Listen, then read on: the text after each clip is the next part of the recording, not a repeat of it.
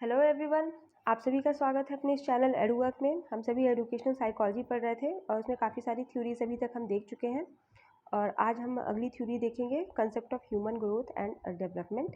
इसमें चाइल्ड का pre natal period से लेकर के हम एडोलेसेंस या एडल्टहुड पीरियड तक की सारी ग्रोथ एंड डेवलपमेंट कैसे चलती है उसका अध्ययन करेंगे। तो आइए हम शुरू करते हैं। सबसे पहला बायोलॉजिकल बेसिस जो है वो बिहेवियर डेवलप करता है किसी भी चाइल्ड में या किसी भी इंडिविजुअल में।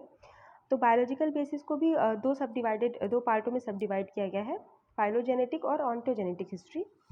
फाइलोजेनेटिक हिस्ट्री जो होती है वो स्पीसीज़ की हिस्ट्री होती है, जो कि डार्विन के थ्योरी के अनुसार चलती है, नेचुरल सिलेक्शन प्रोसेस के हिसाब से, सर्वाइवल ऑफ द फिटेस्ट के हिसाब से। ये कि कोई भी स्पीसीज़ कैसे कैसे अपने आप को इन्वायरमेंट के हिसाब से चेंज करके अपने आप को सर्वाइव करा पा रहा है और अभी तक डेवलपमेंट और ग्रोथ पीरियड में बना हुआ है और उसकी जो फर्दर स्पीसीज़ हैं वो कंसीव कर पा रही हैं और अभी भी बनी हुई हैं एनवायरनमेंट में।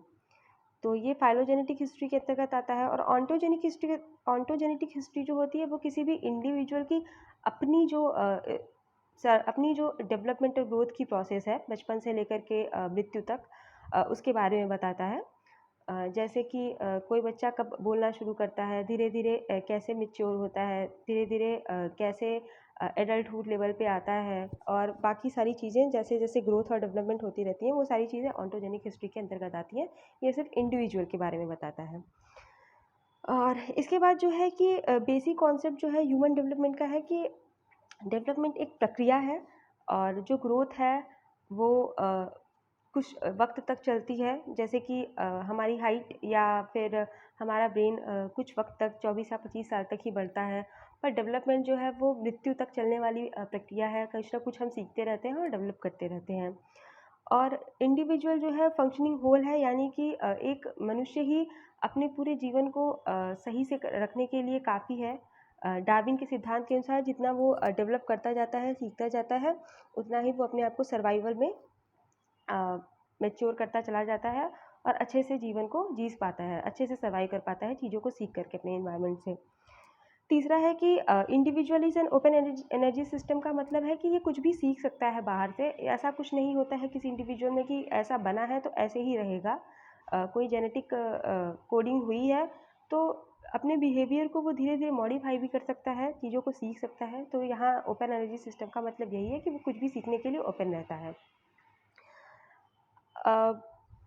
हर इंडिविजुअल यूनिक होता है, सबकी अपनी अपनी यूनिक क्वालिटीज़ होती हैं। यहाँ तक कि अगर कोई दो स्पीशीज़ जो हैं वो सेम टाइम पे सेम सेम जेनेटिक कोड्स के साथ अगर कोई अपना ऑफ स्प्रिंग बनाते हैं तो उस ऑफ स्प्रिंग में भी यूनिकनेस होती है, क्योंकि जो इन्वायरमेंट होता है, हो सकता है जो ब्रीडिंग होती है उसमें रिएक्शन का टाइम और रिएक्शन का जो भी टेम्परेचर ये वो उसी वक्त कुछ ना कुछ चेंज हो जाता है, जिससे कि जेनेटिक मटेरियल जो है, जो जेनेटिक कोडिंग होती है वो थोड़ी थोड़ी बदल जाती है।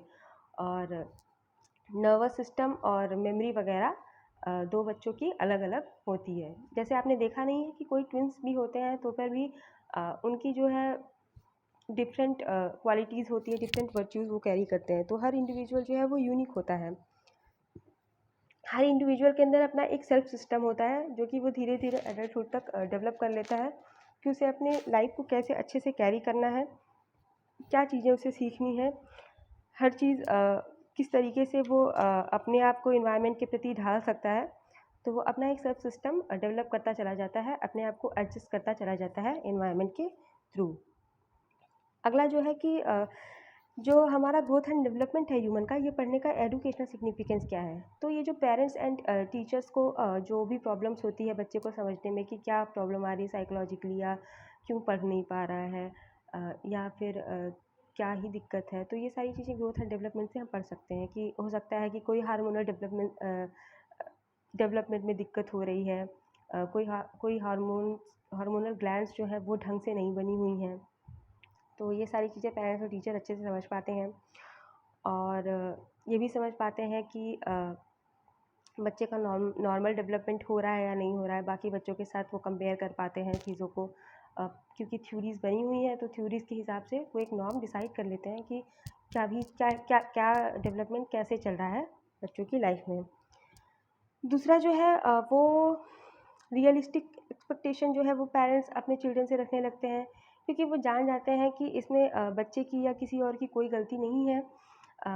उनकी अपनी कोडिंग ही ऐसी है, उनका अपना मैच्योरिटी लेवल ही ऐसा है, वो इतना ही अपने मेंटल कैपेबिलिटी से अचीव कर सकते हैं, तो उन पर कोई चीज़ थोपते नहीं है पेरेंट्स और टीचर्स जो हैं।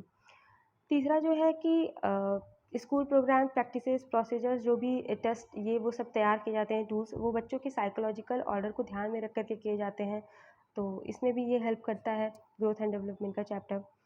और इंडिविजुअल डिफरेंसेस, सारे लोग जो हैं वो यूनिक होते हैं, तो उनके हिसाब से भी टीचिंग मेथड्स वगैरह डेवलप की जाती हैं ताकि किसी को भी सीखने या समझने में कोई दिक्कत ना आए। और जब भी किसी बच्चे को मोटिवेशन की ज़रूरत पड़ती है, क्योंकि वो स्टेज उन्हें पता चल जाता है, जैसे कि एडोलेसेंस के समय हार्मोनल डिसबैलेंस काफ़ी ज़्यादा होता है, तो पेरेंट्स और टीचर ये समझते हैं कि अभी मोटिवेशन की या फिर कुछ बाहरी मैच्योरिटी, बाहरी हैंड की, बाहरी हेल्प की ज़रूरत है बच्चों को, तो वो सारा कुछ वो समय से उन्हें बच्चों को प्रोवाइड कर पाते हैं, तो इससे अच्छे से बच्चे डेवलप कर पाते हैं अपनी लाइफ में। आज के लिए इतना ही। Thank you so much.